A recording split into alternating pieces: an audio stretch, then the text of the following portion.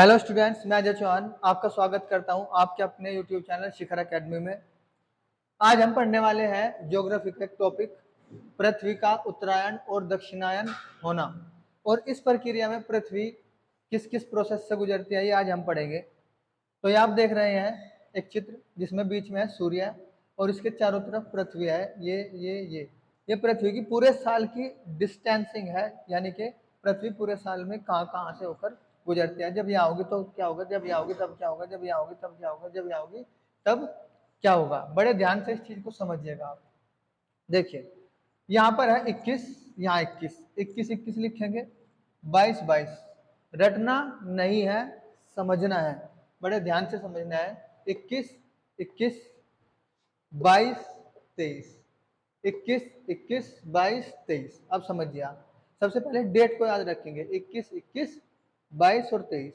अब ये पृथ्वी जो है ना 4 बार, यानी कि हर 3 महीने के बाद पृथ्वी की डिस्टेंस है ये सूर्य के चारों तरफ घूमने की। अब समझिए यहाँ पर है 21, तो हम शुरू करेंगे 21 मार्च से। मार्च के 3 महीने बाद 21 जून, जून के 3 महीने बाद 21 सितंबर, और सितंबर के 3 महीने बाद 22 दिसंबर, 22 दिसंबर। तो पृथ्वी 21 मार्च, 21 जून, 23 सितंबर और 22 दिसंबर। 21 मार्च और 23 सितंबर में क्या होगा, बड़े ध्यान से समझिएगा स्टूडेंट्स। 21 मार्च और 23 सितंबर में क्या हो रहा है, सूर्य की किरणें सीधी रेखा में पड़ रही है। कहाँ पर, यहाँ 0 डिग्री पर, जिसे हम क्या कहते हैं, भूमध्य रेखा। भूमध्य रेखा पर देखो, यहाँ पर भी भूमध्य रेखा पर सीधी रेखा में पड़ रही है सूर्य की किरणें। कब, 21 मार्च और 23 सितंबर को। 21 मार्च और 23 सितंबर को सूर्य की किरणें भूमध्य रेखा पर सीधी रेखा में पड़ती हैं। और इन दोनों डेट में जो दिन और रात होते हैं वो कैसे होते हैं, बराबर।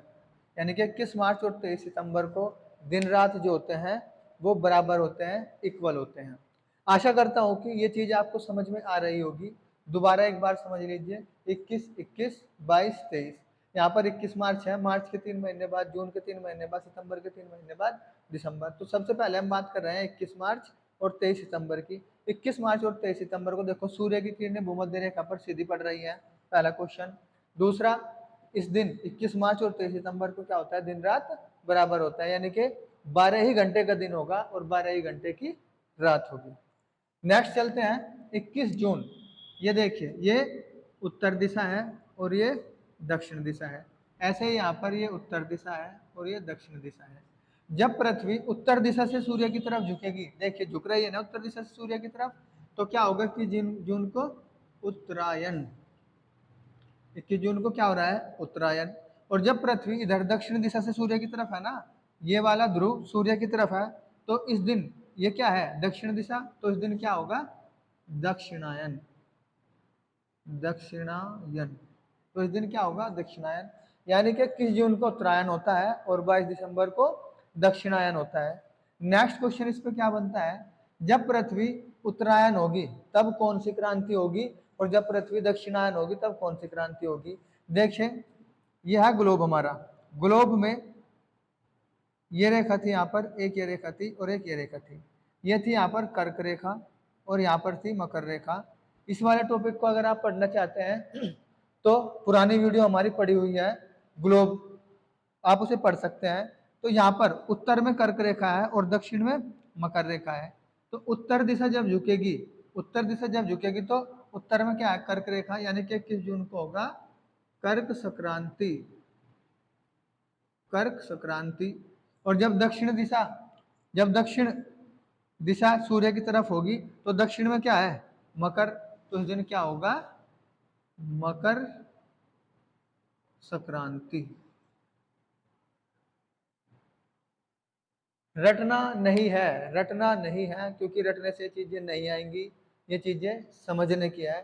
दोबारा एक बार फिर समझ लीजिए, ये सूर्य है और ये पृथ्वी सूर्य के चारों ओर घूम रही है।